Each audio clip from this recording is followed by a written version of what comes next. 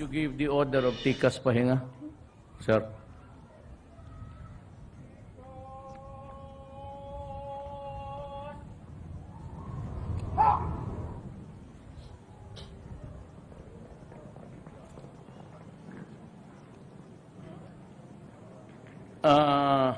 Bakbakan sila hanggang ngayon. And of course, the fight in the tip of the island, medyo magulo hanggang ngayon. At we will continue to suffer losses, lives of course, mas importante, and the wounded. Gusto kong pumunta na naman, but you know, I'm leaving for Cambodia sa bukas. I've been trying to sort out really why I have to visit these countries. You know, ayaw ko kung ako lang, napipilitan na ako because ang foreign policy natin is to get to know yung ASEAN countries. It would maybe someday work for our benefit because we have a cohesiveness at magkaisa tayo dito. The world is really a troubled one. Nagkakampo-kampo kasi it started with the EU. Mga Europeans gusto nila magkampo tapos limitado ka tayo dito, ganun. The impose so many restrictions make it impossible really for us to do business. That's quite good. So, ang ginawa natin is tayo rin na ASEAN was born. Medyo kailangan ko raw na makakilala sila and maybe to return the visits that was made many years ago. I have to go there just to renew to Singapore. Tapos pa uwi na ako. Meron akong mga kausap. I don't know if I would tell you this, but yung China is pressing me na nandyan na yung armas, tatanggapin ko na apurado sila.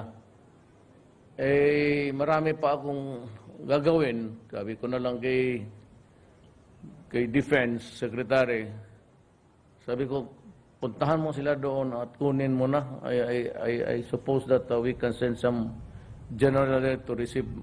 Magkakahiyaan na Nandiyan na yung armas, gusto nila ibigay. So it's really very easy for us. It be na pareho ang hindi na tayo kailangan maghingi pa sa iba because they're willing to give it, hindi naman free, but it's a grant actually.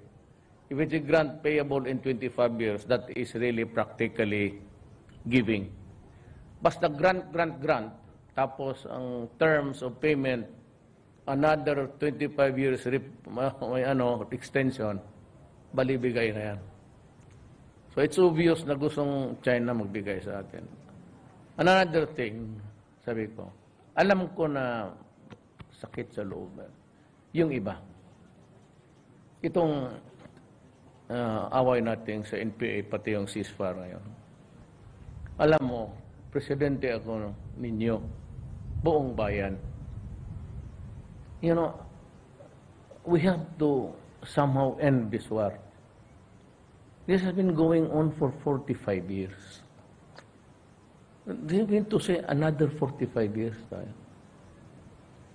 So, I have to end somehow this generation. Baka, yung iba na matagal na serbisyo, alam ko masakit sa inyo yan.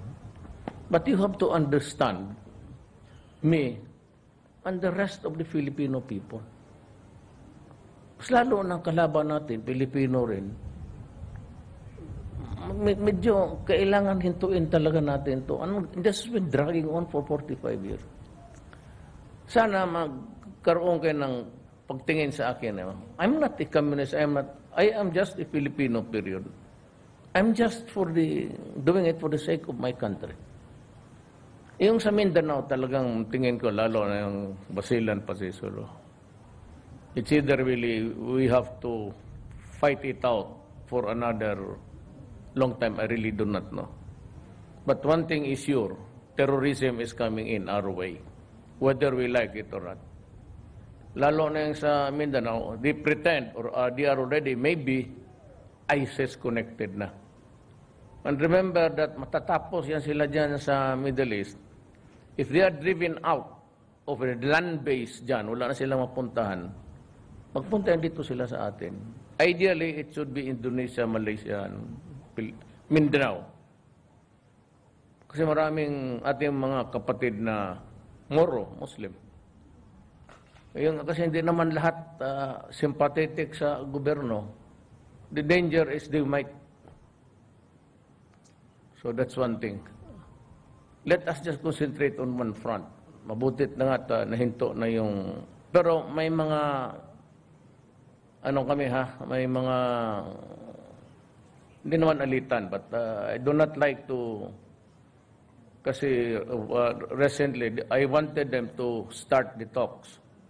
But gusto nila 130 na naman ang i-release ko. Sabi ko, no, I cannot. As a matter of fact, I considered too much too soon.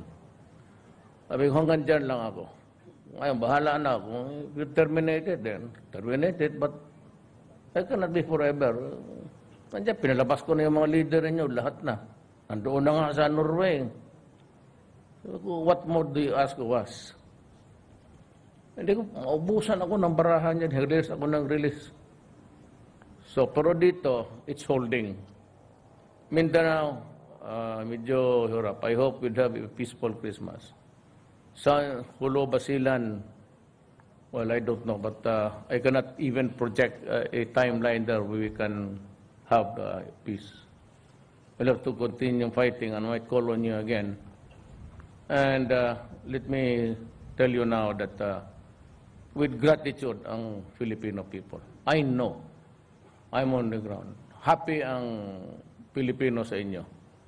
And I'm more than satisfied by your performance. Sabi ko nga, wala kayong bang makita na patron, except for a few president na hindi naman spoiled, but you get the first every round.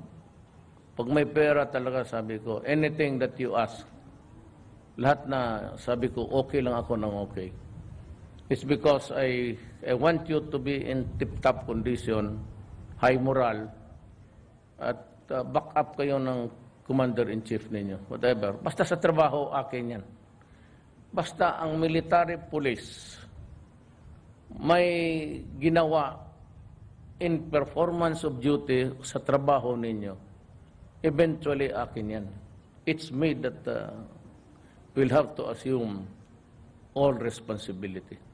That is how I guarantee you. Basta magtrabaho lang kayo. Tapos sundin lang ninyo. Huwag naman niya magbabaril tayo na tinalian na, nakakahiya naman niyang gano'n. Tsaka alam ko hindi niyo ginagawa yan. Ngayon sabi na nakatali ng tao, nakaluhod. No?